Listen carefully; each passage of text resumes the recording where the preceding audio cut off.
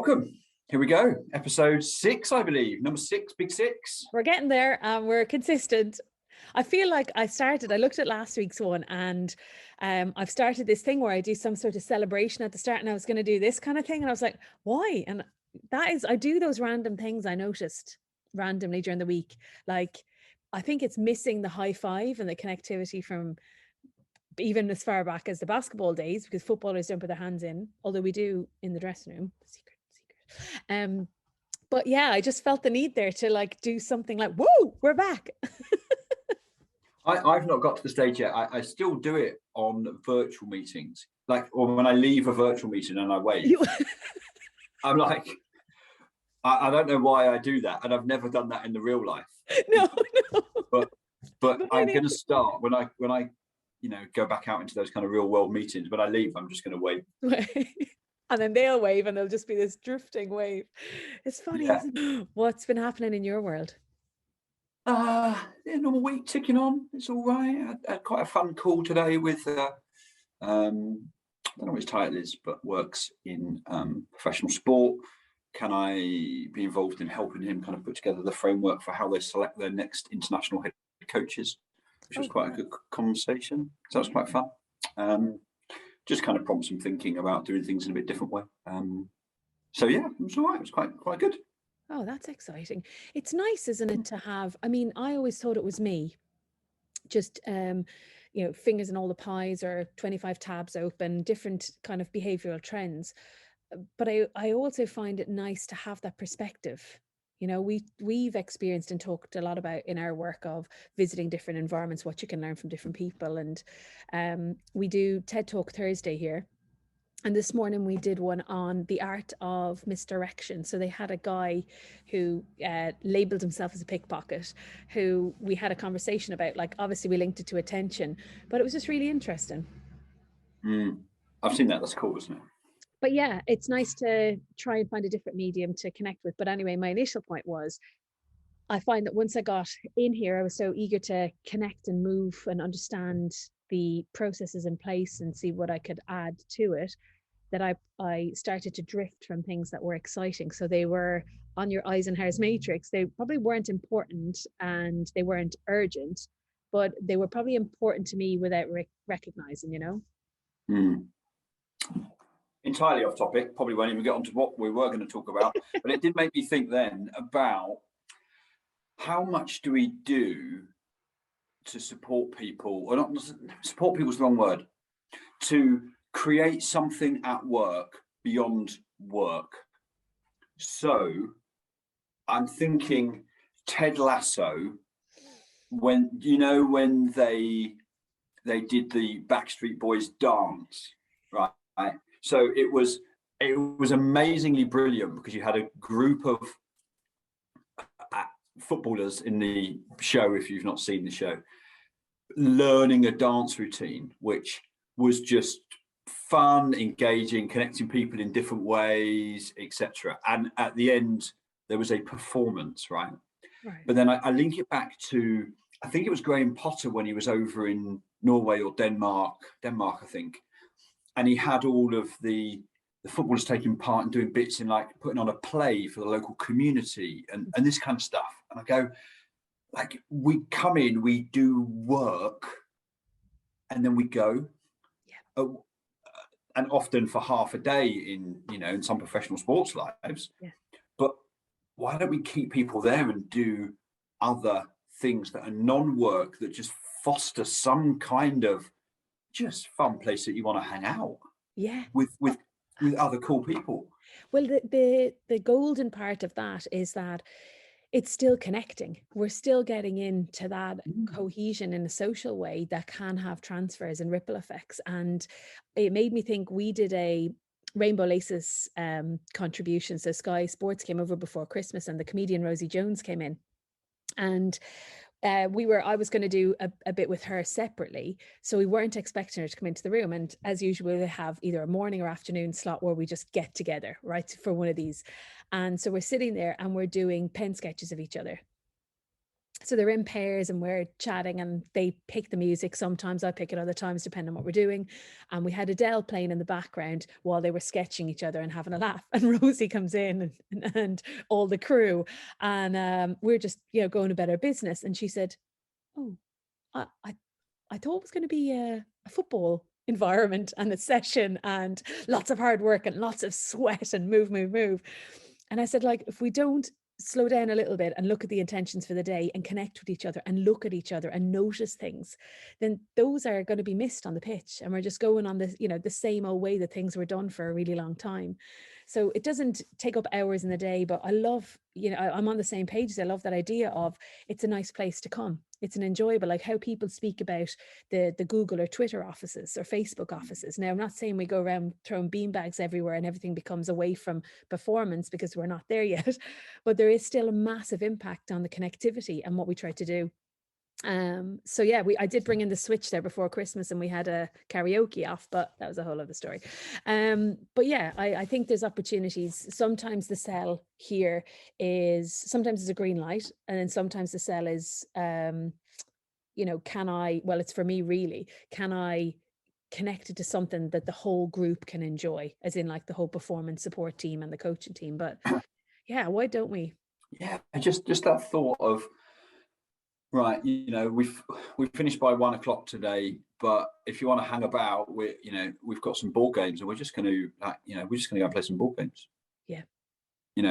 Staff will be there, players will be there. You might only get 4 or 5 playing, but that's cool. That's 4 or 5 more connections of like-minded stories that can carry on in the week. And then you might get 1 or 2 more that go, oh, all right, I didn't want to be cool before because I thought it was a bit geeky. And I was like, but there's some stories going on and I feel like there's a bit of FOMO. So I might just stay for an hour of Monopoly after, but why wouldn't you? Come in, do your work, gotta go. Yeah. Have you? People get families and stuff like that. I get that, but No, I love it. I absolutely love it. And I think you could integrate it. I know there's a lot of coaches or more coaches talking about the spiritual connection and the emotional connection. So yeah, hopefully we're going in the right direction with it. I believe we are. So yeah. There we go. So tell me your topic. What would you like? What has ruffled your feathers this week? Right. So it's quite apt because different background today. I am currently sat in my son's room. His things on the wall and stuff. Right. So this is the reality of coaching, and I guess my question to you will be, how would you, or what advice would you give coaches to reframe, refocus, right? So Tuesday during the day, normal days work for me at home, board games, Monopoly, just like joke. Like, so we're off script. Yeah. Normal day of work at home, on Teams calls, some stuff kicking off on my phone with ex-wife, getting slightly frustrated with COVID in her house. I want to take our son to, stay at her parents'. It's just unnecessary. Just leave him here. He's been here a week. Just leave him here. It's fine. Unnecessary. I don't get it. I'm getting really frustrated and annoyed by the whole thing. I've taken Callum to school in the morning. He's got after-school football club.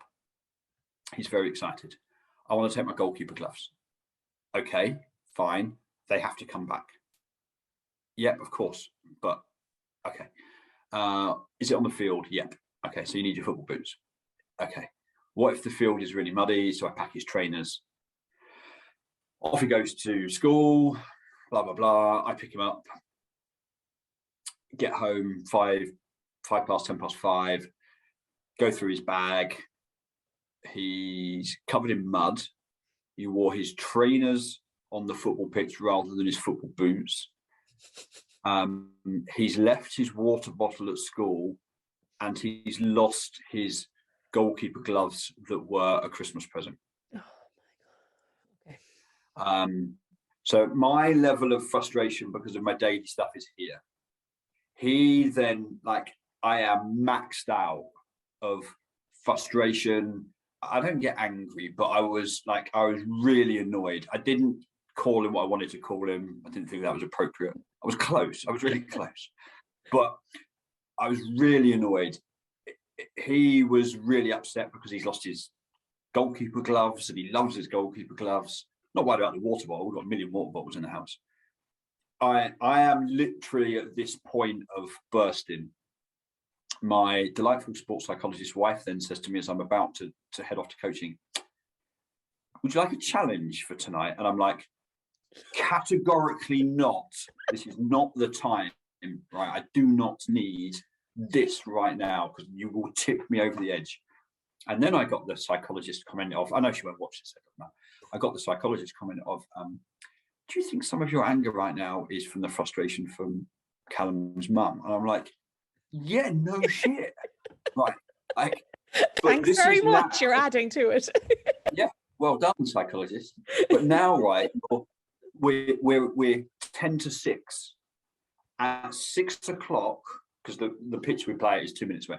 At 6 o'clock, I have to be in coach mode with 12 under 8 grassroots football playing kids, as if nothing has happened. And I'm still seething and annoyed and everything that goes with it. But you've got to get into, hey, how was your day? Tell me the best thing about maths today. Like, you don't learn this stuff, right? And I dare say some coaches keep that level of anger for the next hour. Mm. But what advice would you give? Not a challenge, because that wasn't the answer. No.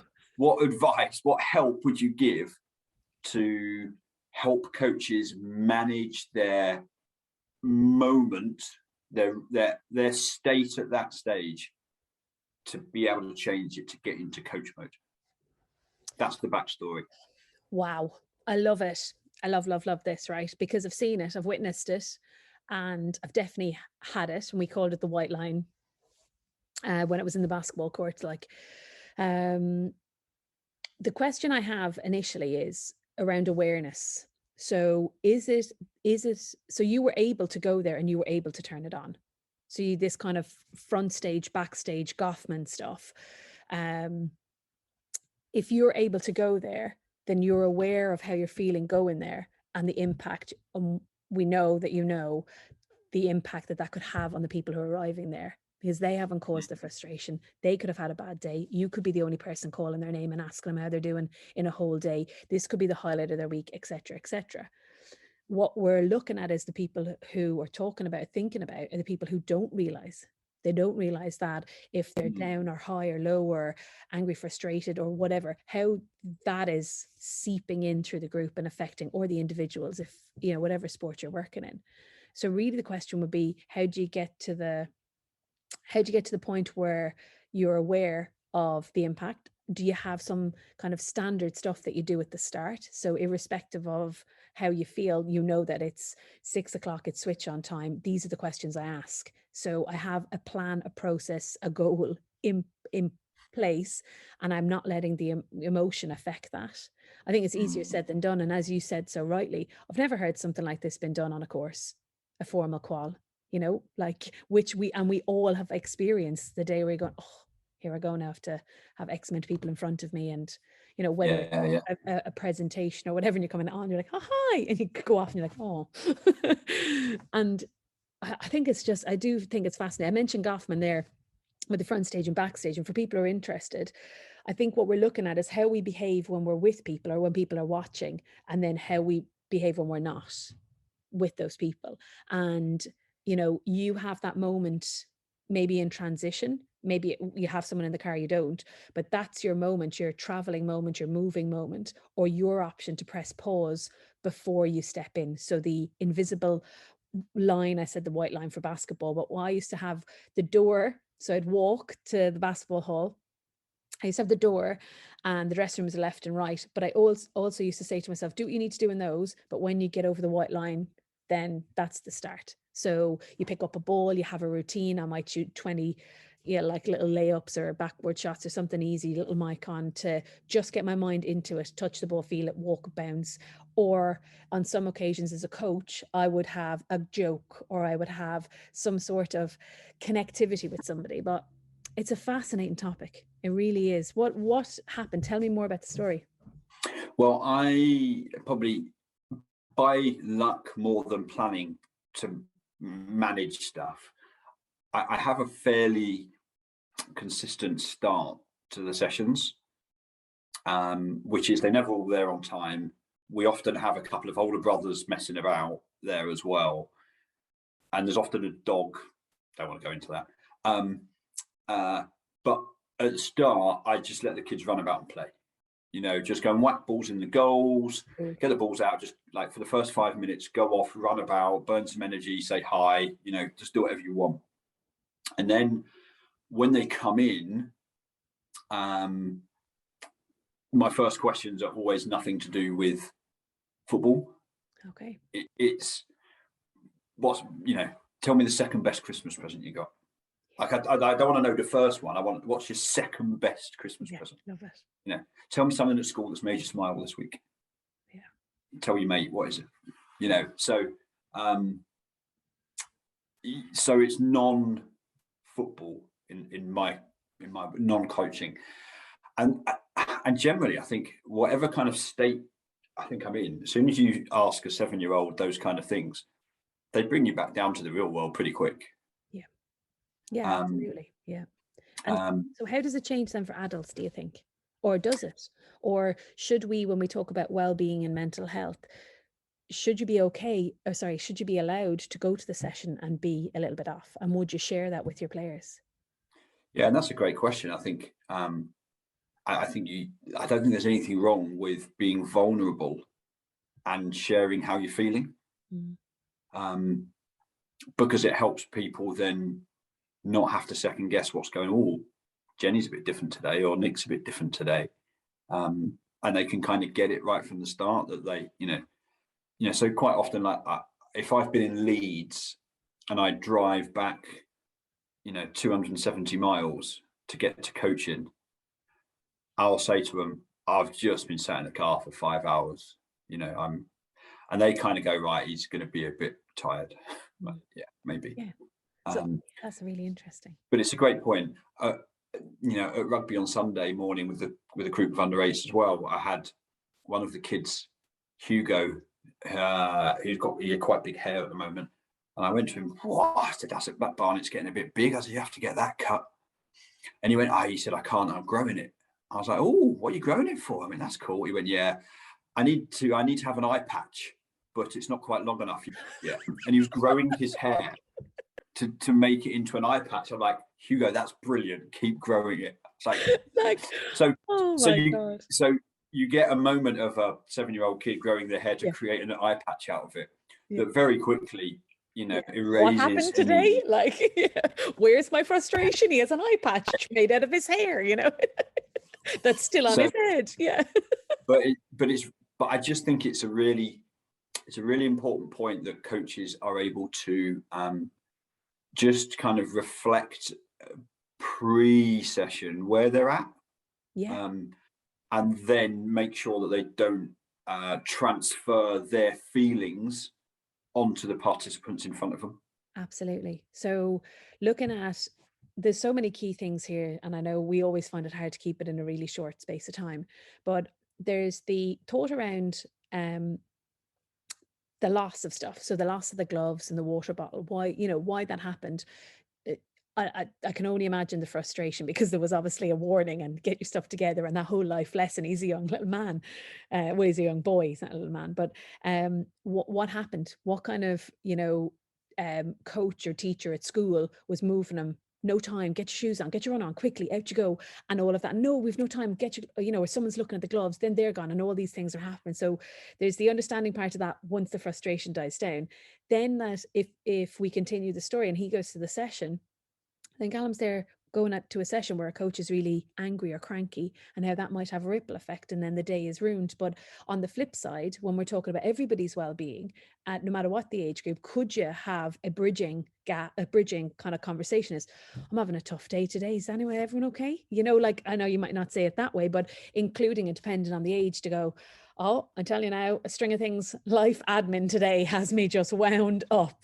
And then they know what they're getting, and then you can continue on. But like you said, if someone comes up with, you know, like a couple of jokes already here today, that even if I was a little bit off, I'd be straight back in the room.